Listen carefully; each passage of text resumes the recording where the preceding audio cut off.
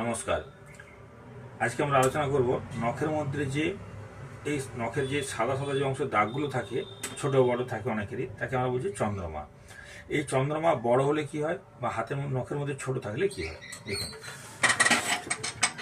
এইটা হচ্ছে শনির আঙুল। এই নখের এই গোড়ার দিকের এই যে অর্ধাচন্দ্রাকৃতি যে এই অংশটা, সাদা অংশটা, এটাকে আমরা বলছি, যেটা মনে করি এই এরকম সাদা অংশ, এটাকে বলছি আমরা চন্দ্রমা। কারো নখে দেখবেন এই চন্দ্রমা এরকম বড় আছে, কারো নখে দেখবেন এরকম ছোট আছে, আবার কারো নখে দেখবেন যে চন্দ্রমা নেই। তো চন্দ্রমা যদি খুব বেশি বড় হয়, যদি এরকম চন্দ্রমা বড় হয়, সেটা কিন্তু ভালো নয়।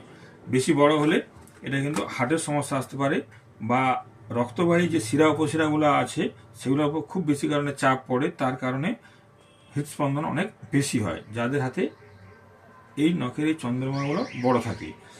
আর প্রতিটা আঙুলে যদি এরকম বড় বড় প্রতিটা আঙুলে যদি এরকম বড় বড় চন্দ্রমা থাকে, তাহলে এই ব্যক্তি ঠান্ডাজনিত কোনো কারণে অবশ্যই ভুগবে, যদি হাতের মধ্যে বড় বড় এরকম চন্দ্রমা থাকে। আবার কারোর হাতে নখে যদি চন্দ্রমা না থাকে, চন্দ্রমা বলে কোনো কিছুই নেই, শুধু প্লেন নখ আছে, কিন্তু এই চন্দ্রমা যদি না থাকে, তাহলে কিন্তু তারা অত্যন্ত দুর্বল হয় এবং তারা একটু বেশি ভুগে রোগে, তাদের মধ্যে এই জিনিসটা লক্ষ্য করা যায়। যাদের হাতে এই চন্দ্রমা হচ্ছে মাঝারি, এরকম মিডিয়াম থাকবে, অল্প থাকবে, তারা কিন্তু অ্যাকচুয়ালি স্বাস্থ্যবান এবং তাদের আয়ুও দীর্ঘায়ু। যাদের আঙুলের চন্দ্রমা মিডিয়াম থাকে, খুব বড়ও না খুব ছোটও না বা নেই এরকমও নয়, মিডিয়াম আছে, তাদের দীর্ঘায়ুও হয় এবং তারা খুব স্বাস্থ্যবানও হয়। যদি শুধুমাত্র যদি অন্য আঙুলে না থাকে, যদি বৃদ্ধা আঙুলের উপরেও যদি এরকম চন্দ্রমা থাকলে, তাহলে সেই ব্যক্তি কিন্তু সুস্থ দেহ লাভ করবে বা সে খুব সুস্বাস্থ্যের অধিকারী হবে।